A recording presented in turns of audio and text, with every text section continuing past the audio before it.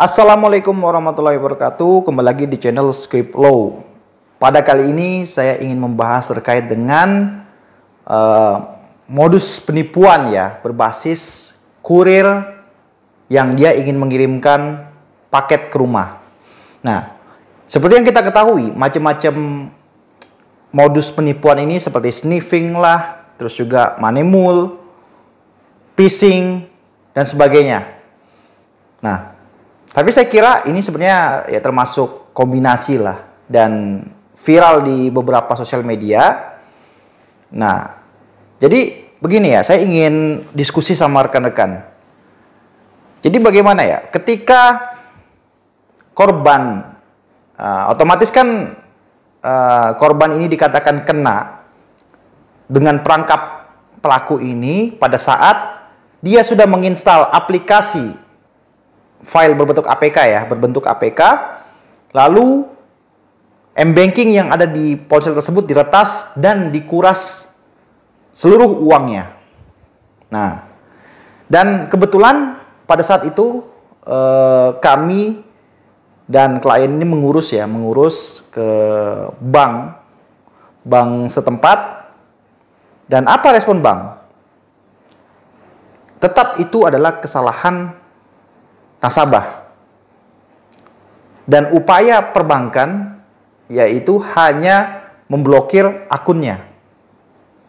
Oke, itu kebetulan kan di tempat KCP terdekat ya, padahal dia daftar akun bank itu di daerah wilayah kota lah. Nah, dia datang ke wilayah kota dan konfirmasi, ya kebetulan kasihan juga ya kliennya ini sampai nangis, sampai aduh, ini kok bisa begini gitu.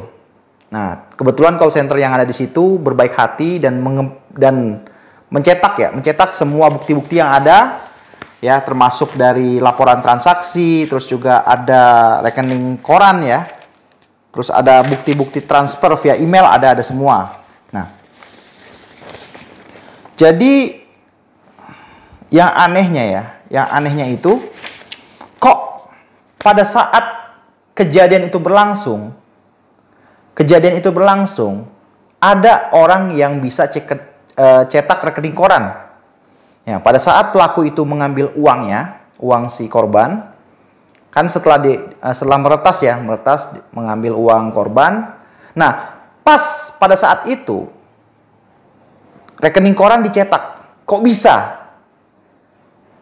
Padahal ketika siapapun lah ingin cetak rekening koran itu nggak mudah, harus datang ke bank, harus menunjukkan identitas dan sebagainya.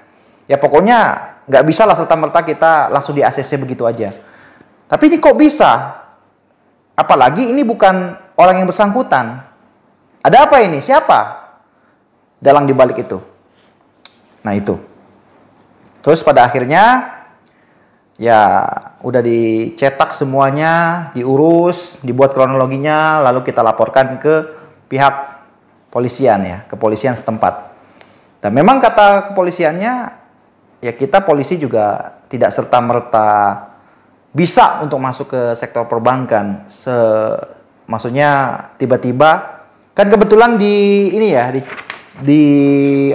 print ya, di print nomor rekening tujuan. Jadi ada dua rekening tujuan. Kebetulan itu ditransfer sebanyak 2 kali. Namanya ada. Cuman dari pihak kepolisian bilang ya tidak bisa sembarangan karena ini sektornya beda-beda gitu. Itu bukan wilayah kami. Nah, setahu saya memang harusnya dari pihak kepolisian dan perbankan ini harus sama-sama bermitra gitu. Prosedur apapun yang mereka sepakati ya udahlah. Idealnya harus benar-benar dijaga. Nah, saya nggak tahu apakah ini rekening palsu atau bukan. Kalau rekening palsu, kok bisa dari perbankan ini meloloskan rekening palsu? Ya kan? Seperti kejadian yang lain lah. Seorang pimpinan di salah satu pesantren memiliki ratusan rekening. Kok bisa lolos begitu? Kita aja yang orang sipil ya, mengurus rekening satu aja. Itu susahnya bukan main. Data harus komplit. semua harus valid. Kok ini bisa gitu? Bisa lolos-lolos aja. Itu yang jadi pertanyaan banknya. Nah, ditambah ya udahlah kita LP-in, dan memang sampai saat ini masih dalam proses. Dan gini loh.